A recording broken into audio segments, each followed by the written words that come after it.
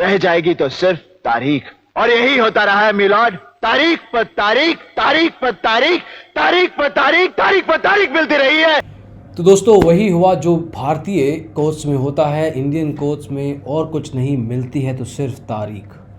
अब इतना important case है ये, सेबी के माध्यम से देखें या रिटेल ट्रेडर के माध्यम से, बहुत इम्पॉर्टेंट हियरिंग थी 7 तारीख को, लेकिन सिर्फ ये कह के छोड़ दिया गया कि समय की कमी के कारण बात नहीं हो पाई। वीडियो कॉन्फ्रेंसिंग के थ्रू ये डिस्कशन हो रहा था, संडे के दिन ये डिस्कशन हो रहा था, लेकिन टाइम नहीं था हाई कोर्ट के पास कि वो इस केस को पूरी तरह से सुन सके। तो उन्होंने क्या किया, 7 मार्च की बजाय अब तारीख दे दी है 7 अप्रैल की। जी हाँ, 1 महीना में तो किसी का कुछ नुकसान तो होने वाला है नहीं।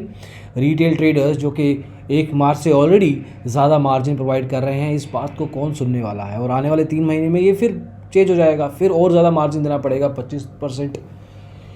अब ये चलता रहेगा। इट सीम्स लाइक कि सिर्फ विजडम कैपिटल एक छोटा सा ब्रोकर ट्राई कर रहा है, उसकी वजह से ये केस आगे कहीं नहीं बढ़ पा रहा, और सिर्फ मिल रहा है तो सिर्फ तारीख, डेट्स।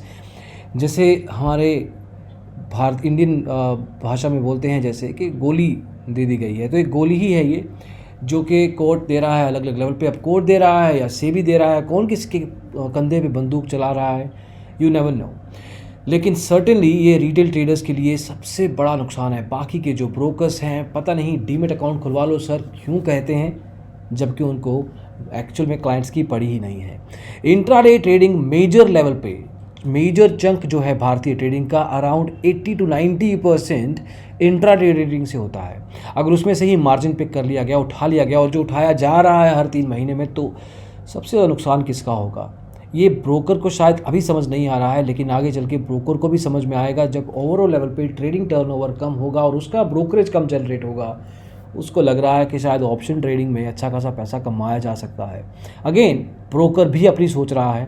अगर ब्रोकर्स में इतनी अकल होती कि वो कस्टमर के बारे में सोचता, तो शायद विजडम कैपिटल अकेला आज ब्रोकर खड़ा नहीं होता। ऐसा नहीं है कि विजडम कैपिटल बहुत बढ़िया ब्रोकर है और समथिंग लाइक दैट। ये एक नॉर्मल लेवल का एक छोटा ब्रोकर है, लिमिटेड क्लाइंट बेस है इसके पास, लेकिन एटलीस्ट वो खड़ा तो है अपनी बात को लेके। लेकिन ये चीज़ बाकी ब्रोकर्स को भी समझनी चाहिए जिनके पास लाखों के करोड़ों लेवल पे एक्टिव क्लाइंट्स हैं। तो इस तरीके से ये समझ में आने की बात ही नहीं है कि एक तरीके से किस तरह से छोड़ दिया गया है रिटेल ट्रेडर्स को अपने ही हाल पे। आपको क्या लगता है हम क्या कर सकते हैं? देखिए, ट्विटर पे ट्रेंड ज़रूर करवाया जा सकता है, और if you want I can add hashtag in this video. आप उस हैशटैग को यूज़ कर सकते हैं, हम भी कुछ ट्वीट्स करेंगे, you can follow that tweet. आप भी ट्वीट भेज सकते हैं अपने हैंडल से। This can go on, maybe there is an outside chance कोई 1-2 दिनों के लिए इस चीज़ को नोटिस करेगा, लेकिन एक्चुअल लेवल पे इसका रेजोल्यूशन पता नहीं कौन देख रहा। पीएमओ भी सर्टेन लेवल पे इसमें आया है, जो पिछले वीडियो में हमने आपको बताया कि पीएमओ ने भी दखलंदाजी की है।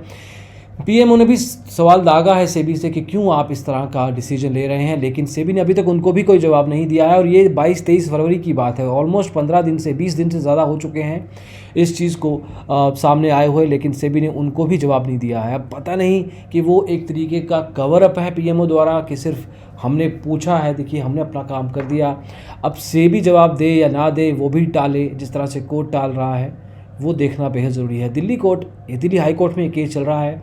वैसे कोर्ट के पास बहुत टाइम होता है अलग अलग लेवल पे केसेस को देखने का, लेकिन इस केस को देखने के लिए इतना भी टाइम नहीं था कि वो अगर तारीख भी देनी थी तो कुछ दिनों की दी जा सकती थी, लेकिन 1 महीना ही टाल दिया गया है।